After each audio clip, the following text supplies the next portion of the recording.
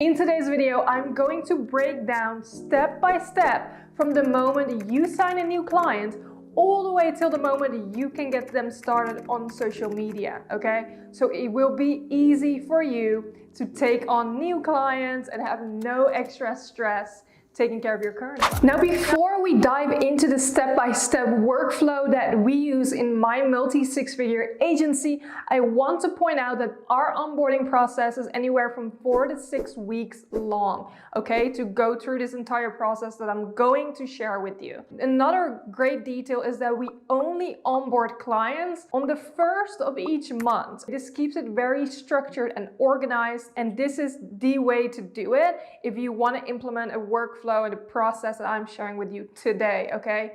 As a beginner social media manager, I used to onboard clients at any date of the month. Whenever they signed, we would start onboarding that, and that's really a no-go, and I do know that a lot of social media managers do that, so just so you know. And just to give you an example, let's say we sign a client on the May 15th, then we would start onboarding the client June 1st, okay? So even though they sign, they pay their invoice, right, to get started and reserve their spot, we do not onboard them until the first of each month. Now, the very first thing we do to onboard a client is to gather information. There are 2 ways you can do this, and we actually use both ways. The first thing is a onboarding questionnaire. We send an onboarding questionnaire to all of our clients that gathers information.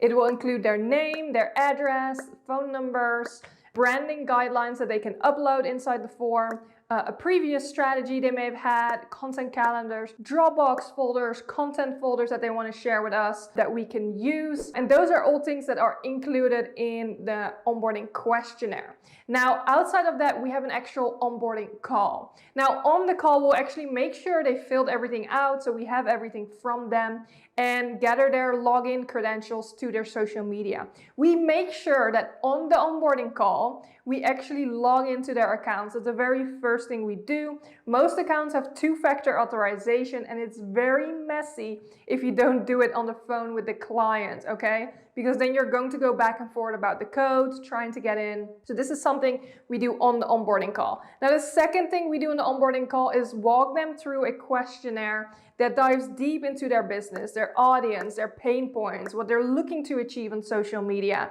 things that we need to know in order for me to create the social media strategy for them, okay?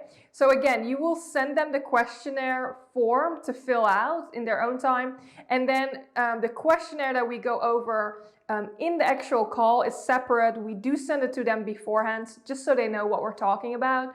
And then we'll go over all this information on the actual onboarding call. Second thing we do to onboard a client is to set up their workspaces. There are 3 workspaces that we create for clients with different purposes. The first workspace is inside our project management tool, ClickUp. Inside of ClickUp, we do all content calendars, revisions. We have all the information from the client on file, their resources, links to their content banks, etc. The project gets managed on ClickUp, so each client has their own workspace. As you can see here, this is what that would look like. Now, the second workspace we create for them is actually inside of Slack.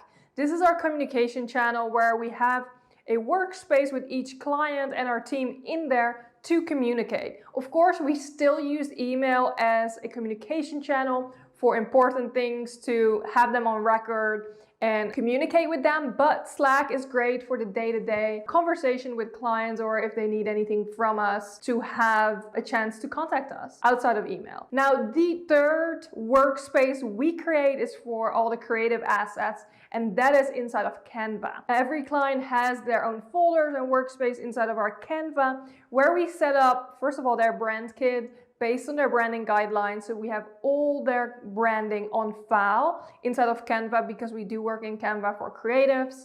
And then inside of that folder, we have social media templates. They're designed by our designer during this process. And the second one would be for any assets or stories, and they're all organized within their workspace.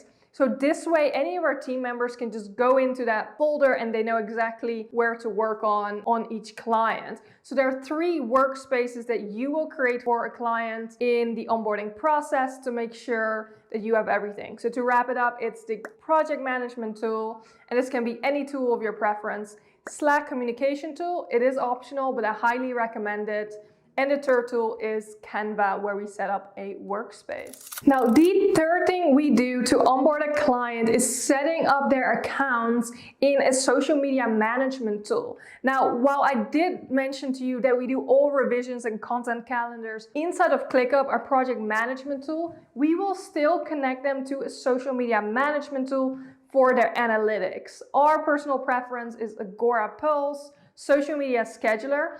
But there are some tedious tasks that come along with connecting an account to a social media scheduler. So in order for you to connect your client's account to a third-party social media scheduler, you would need to be the admin of, let's say you're managing an Instagram, you would need to be the admin of the Facebook page that is connected to their Instagram, okay? So the client would have to make you an admin. If they don't have a page connected, you could create a page, or they could make that connection and again, make you an admin. So that way you can hook them up to a social media scheduler.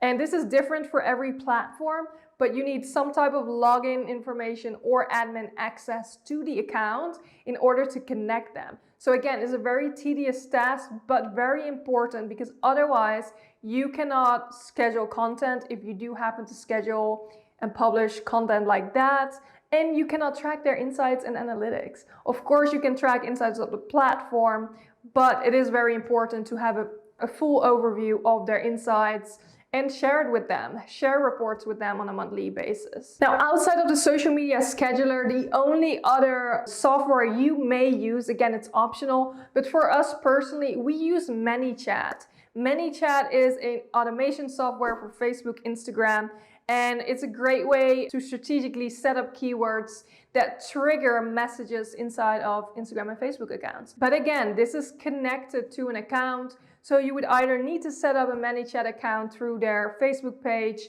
or they can give you their login info, make you an admin of their ManyChat account so that you can manage the connection that is going on their social media account. Now, following these 3 steps I just went over, I know it included a lot of information, but you will now have everything to start on the content creation process for a client, okay?